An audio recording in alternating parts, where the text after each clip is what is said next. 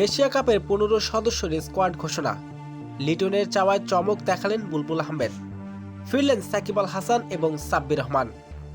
Asia cup ২০২৫ সালের জন্য Bangladesh cricket board BCB ঘোষণা করেছেন ১৫ সদস্যের চূড়ান্ত স্কোয়াড।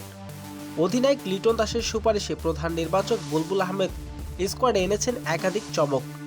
ফিরে এসেছেন দুই অভিজ্ঞ ক্রিকেটার সাকিব আল হাসান এবং সাব্বির রহমান।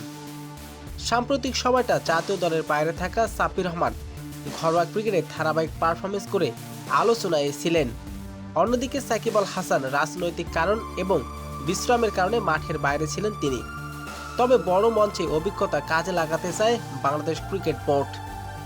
বিশ্বকাপের পরিস্থিতির দিক থেকে এশিয়া কাপে গুরুত্বপূর্ণ, সেক্ষেত্রে লিটনের চাওয়ায় ছিল একটা ভারসাম্যপূর্ণ দল যেখানে থাকবে অভিজ্ঞতা তরুণদের মিশে।